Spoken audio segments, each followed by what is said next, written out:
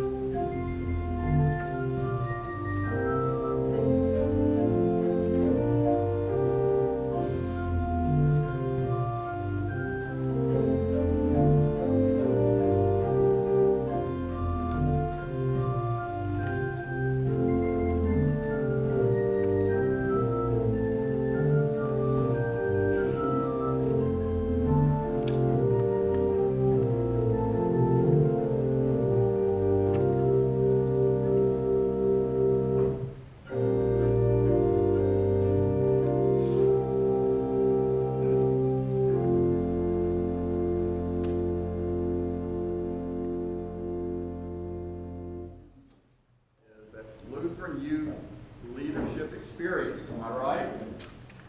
Yes. Help me out. Okay, yes, good. Now, this will be the third iteration for them, and the requirements to enter Lyle 3 are different than Lyle 1 and 2. There's a more extensive application process, and in this Lyle 3, they're really going to get down to teaching and modeling and letting them experience what it means to be a leader. Now, this is important. It's important for a number of reasons. Many of the leaders in the church, and I'm not talking pastors, I'm talking people who have lay people who have taken on leadership in the church, are people who have experienced the love of God, most especially through camp. They learn their leadership skills at camp. So this is a chance for us to not only support the kids, the young people in our church, but it's also helping to assure the future of our church. Because here, Destiny hiding back there, and Felix, they are the future. Lutheran Youth Leadership Experience. What you've heard from Felix, what you will hear now, is the future of the church. of our church. So please listen. You heard about Felix's project, which is part of their Lyle 3, and now we have Emily and Destiny are going to tell us about their project. Ahead of time, I want to say sorry about my voice. I want you to all close your eyes, and I want you to imagine a 5-year-old little boy or a girl. That little child's parents argue all the time, and things get a little physical. Well, they do a little more than argue, but with as loud as they get, that is all the neighbors can report them for. Fast forward to a week later, a social worker with Child Protective Services, CPS, investigated the family and determined that the home was unsafe for the child. They had to pull this child out of their home for many different reasons. They were not able to grab any clothes, not even a familiar item. Now, I want you to open your eyes. I made up this whole scenario. Like even a familiar, things like this go on all the time, where homes are unsafe, and these caseworkers have been able to pull items from the rainbow room. The rainbow room is a 24/7 resource center where caseworkers can go to gather essential items for children who are in crisis. Sometimes the seemingly smallest items that make the biggest difference in the child's life. That is why I am reaching out to all of you, the community, and my peers at school. I want to make a difference in this world, starting with the youngest of them all. In your bulletins, there is a list of some of the most basic items. Please truly consider donating any of these items. Maybe you are not able to donate. Take a few extra flyers, pass them out to your neighbors, start a conversation about what I am trying to do, or maybe you have a connection at a local store that you can donate the clearance items. There is a collection box at the back of the church. I will be collecting items until Monday, April 1st. I also want to take this time to tell you all, thank you.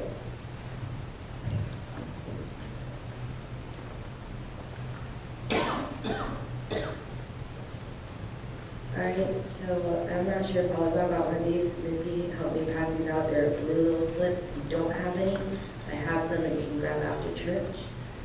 So I want to start this off with y'all realizing that social media has gotten really big, and that y'all notice that there's a lot of things that are wrong with the world, and it's easier to get access to that information. Sure, you don't see every positive thing because we're living in a better generation now, but there's still a lot of wrong things, and I think that we can work to make those better. So my service project for Lyle 3 is the Refugee Services of Texas, RST, for the Unaccompanied Children, UC. The RST program serves kids who are released from immigration detention centers, but do not have any parental or guardian support in the United States.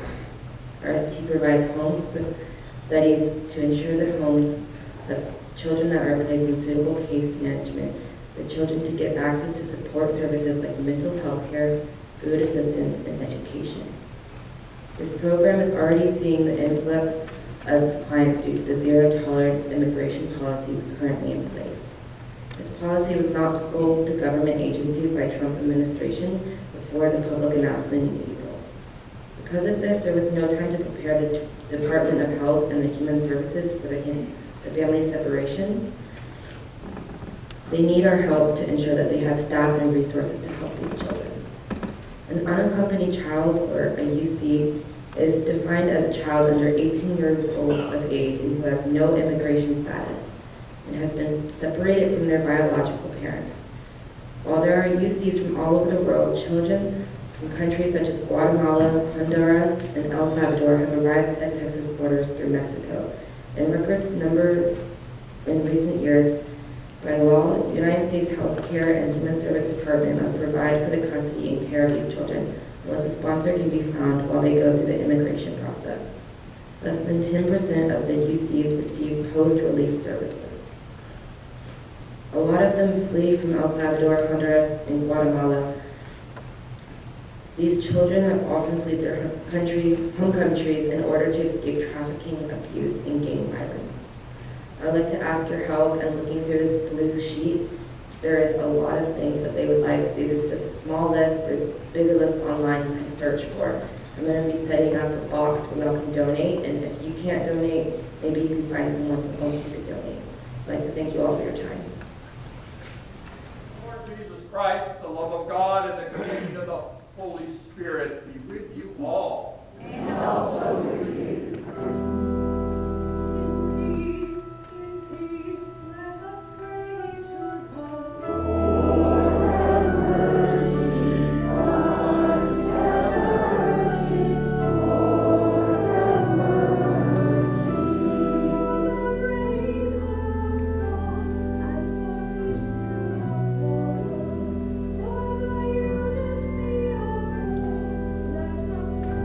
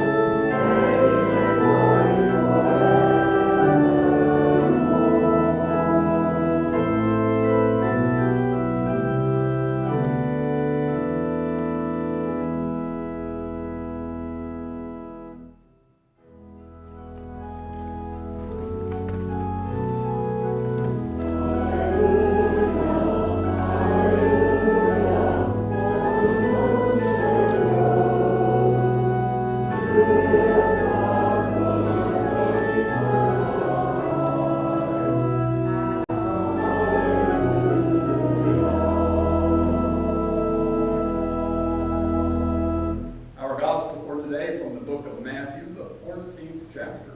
Glory to you, Lord. Now when Jesus heard it, he withdrew from there in a boat to a lonely place by himself. And when the multitudes heard of this, they followed him on foot from the city. And when he came out, he saw a great multitude, and he felt compassion for them. And he healed their sick. And when it was evening, the disciples came to him, saying, "You know, this place is desolate, and the time's already past. Send the multitudes away, that they may go into the villages and buy food for themselves." But Jesus said to them, "They don't need to go away. You give them something to eat." And they said to him, "We have only 5 loaves, 2 fish." And he said to them, "Bring them to me." And ordering the multitudes to recline in the grass, he took the 5 loaves and the 2 fish, and looking up toward heaven, he blessed the food, and breaking the loaves, he gave it to the disciples, and the disciples gave it to the multitudes, and they all ate and were satisfied.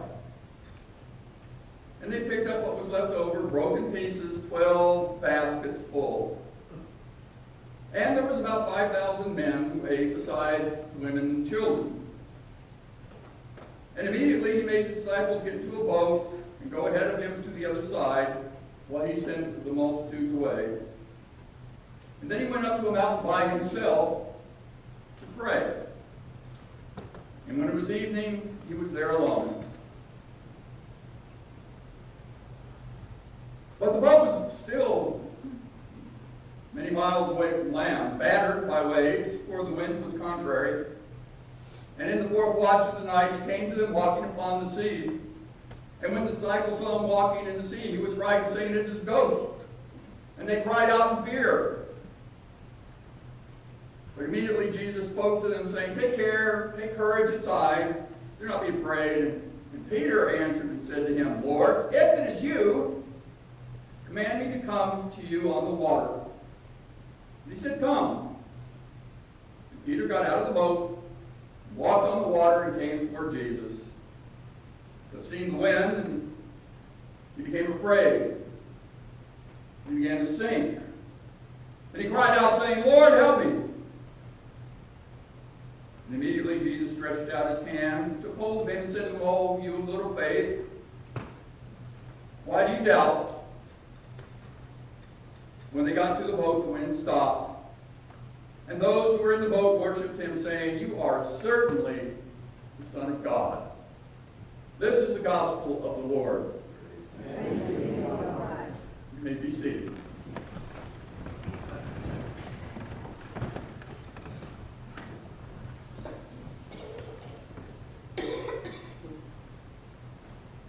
The miracle of the feeding of the 5,000 kind of overshadows something that I think is even more significant in this text, and that's the challenge that Jesus gave his disciples.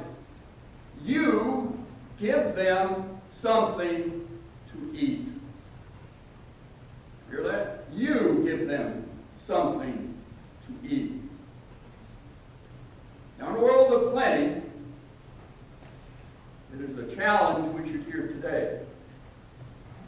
For unlike the disciples who are out in the country, followed by a huge crowd, there's no H-E-B, there's no corner 7-Eleven that they can stop in to pick up a soda and a package of chips.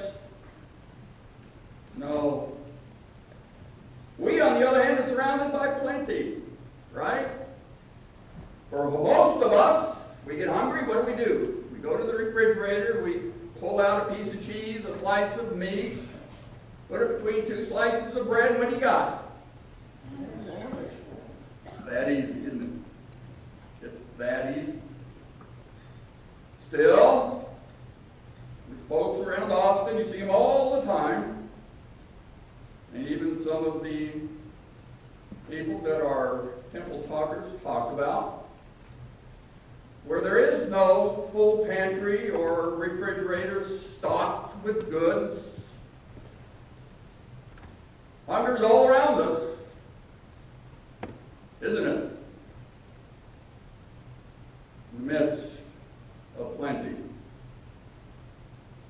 Out in the wilderness, though, it's easy. Especially when you're hungry. Out in the wilderness. No H-E-B, no 7-Eleven. Nobody brought a Yeti full of nice, delectable things to eat. And still Jesus gave the challenge to his disciples. Here it again. You give them something to eat. Now, is he kidding? Was he serious? Was he setting them up for something here? I think he was serious. You give them something to eat. What do the disciples do? Shrug. What can we do? We only have some loaves and some fishes. What can we do? This whole text starts out with Jesus saying he had compassion on the crowd. Compassion. Love. Now, I suspect that when it comes to Jesus, it's more than just a warm, cuddly feeling between people. Maybe compassion and love is something that will draw a person to do something in response to a need. To look for ways to love, to find ways to stretch what we have so that we can include those who are hungry. What more can we do, right? Whenever we see all the various tragedies in the world, what can we do?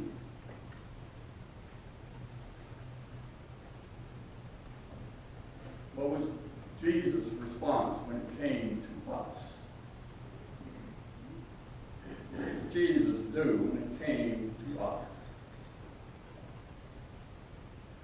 Gave his life as a ransom for many. What can I do? What can I do? You give them something to eat.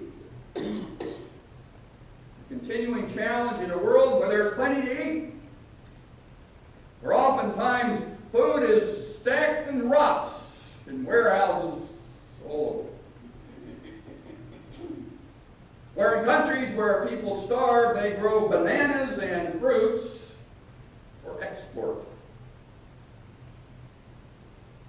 You give them something to eat. What's the deal? Maybe it's a matter of faith. And that brings us to the next story. I think there's a reason why Matthew followed the story of the feeding of the 5,000 with this. Jesus walking on water, right? Peter sees Jesus walking on water. He wants to join him. Who wouldn't? Look at the way that Peter frames his request. Listen carefully. Lord, if it is you. I suspect that Jesus had already identified himself, so what is Peter asking? Sounds a lot to me like what Satan asked of Jesus at the temptation. Remember those? He saw those stones sitting there, or took them to the pinnacle of the temple. If you are the Son of God. Sounds like a test, right? If that's you, Jesus, I can walk on water too. A test aimed at Jesus. If he passes, it's cool.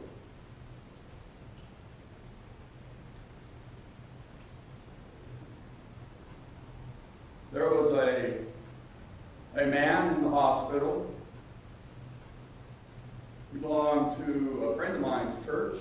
He lived in town, and he was very sick. He wasn't a church goer. But he had some relatives in the church that I was pastoring in, so I went to see him in the hospital. And he said to me, Pastor, if I get well, I'm going to start going to church. If I get well. What is he saying? If Jesus heals me, then I will believe he's the Son of God and I'll start going to church. He got better. First month he came 4 Sundays. The next month he came 3 Sundays. The next month he came 2 Sundays. The next month he came 1 Sunday. And then he fell back into the old habit of coming when? There you go. If I get better. If you are the Son of God. You know, such faith is superficial.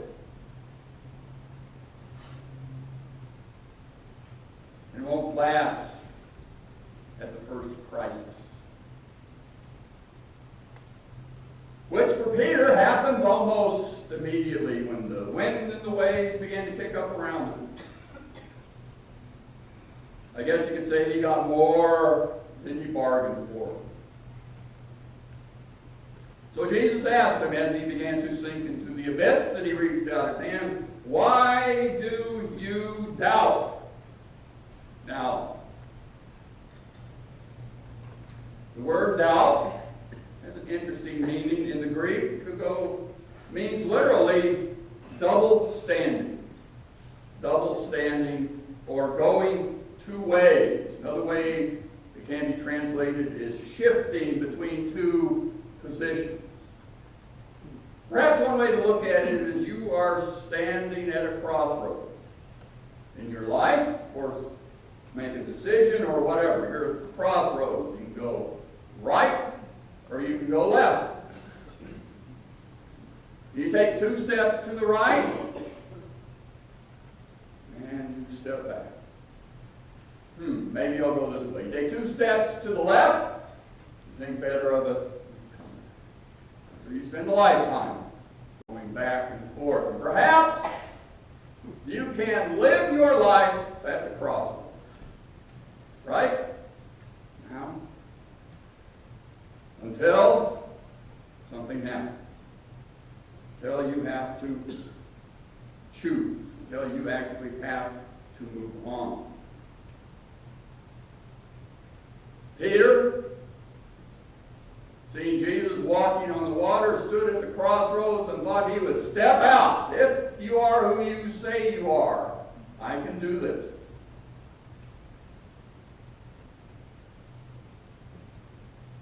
He'll clear up all his doubts. And it was cool until the winds and the waves began to kick up and Peter's faith just kind of melted away. And down he went.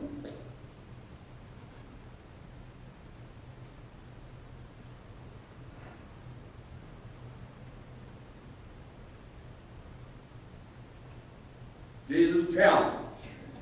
You give them something to eat. The challenge striking at the heart of faith. It is easier to send these folks home than to feed them. It is easier to let them fend for themselves than to be in any way concerned about them. But again, Jesus had what for them? Compassion. Compassion. Love. Compassion says folks need to reach out. It says folks need to embrace. It says folks need to heal. It says folks need to feed. You give them something to eat. But instead of believing that even here there could be a miracle for us, they gave it up. And like Peter, the challenge of faith is too strong. The winds and the waves kicked up. Like Peter, they sank like a rock. You give them something to eat. The challenge of faith. Think about it. Think about all the times Jesus comes up with a challenge of faith for us. You be reconciled to your brother or sister in Christ before you come up to the altar. You forgive. You love your neighbor as yourself. We are indeed at the crossroads. First go one way, then go the other, then come back, and then decide what are we going to do, how are we going to be. Maybe I can't do it. Maybe the winds and waves will call me and cause me to sink. You give them something to eat. You answer the challenge of faith. Perhaps, past couple of weeks, we saw 3 answers to the challenge of faith. One by Felix, one by Destiny, one by Emily, as they seek to enlighten us and answer the challenge of people in need. If the Lord has compassion on them, maybe we ought to too. And the miracle happens not when the loaves are multiplied, but when somebody takes the challenge of faith unto themselves and sees what they can do. Winds and waves may knock up against the good ship Destiny, Emily, and Felix, but with the help of this community, who are in the boat with them, we can make it where Jesus wants us to go. Amen. Amen.